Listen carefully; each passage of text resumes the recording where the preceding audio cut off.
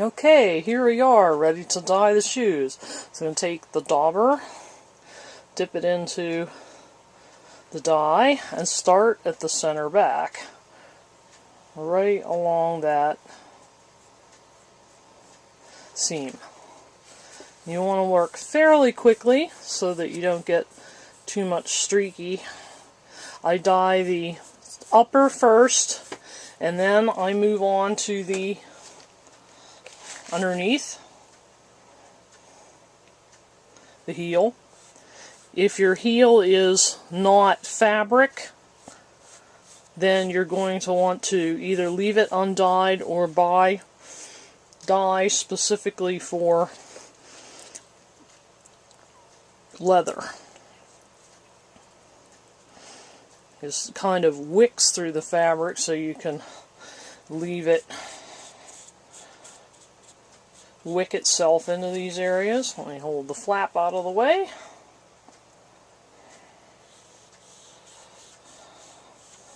This looks really bright yellow, but I have tested it, and I know once it's ready it will dye a very nice subtle yellow.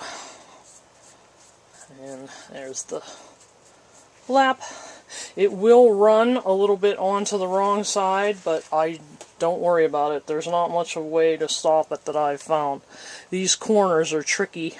I don't like to be too messy, so I tend to take advantage of the wicking dye and just hold it there for a couple seconds until it starts to, and the same along here. If you're really having a problem getting it close to the leather sole, you can use the Q-tips for that.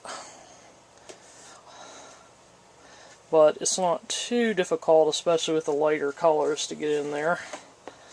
We're moving across the front.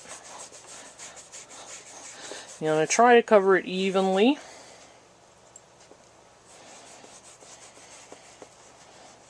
Across this front here. Get this part of it. It may be kind of hard to see. I tend to like wearing a glove on the hand I'm holding the shoe, as that is the hand that is most likely to get covered with dye. I find if I wear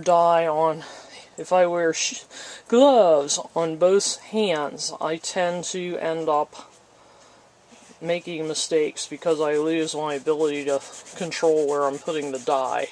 So, kind of a compromise I've come up with.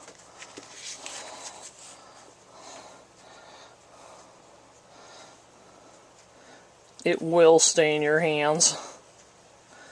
And a lot more noticeable if you're doing a darker color than this yellow. I usually go up to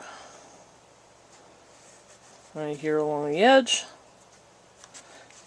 Get this flap.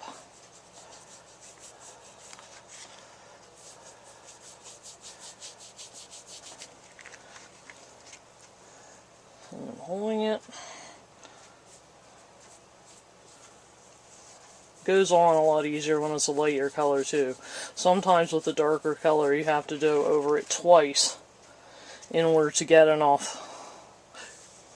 Oops, spilled a little bit there.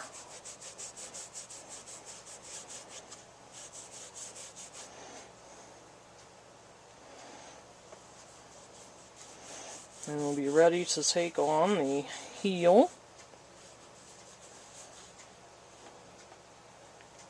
The last of the yellow on the end here. And then I do the larger part of the heel with the dauber. Sometimes it will go right up to the edges. This is doing it pretty well. But I have found for the darker colors, in order to get really good coverage, you need to use the Q-tip. There we go. This shoe is ready to sit down and dry. And it should turn out quite nice.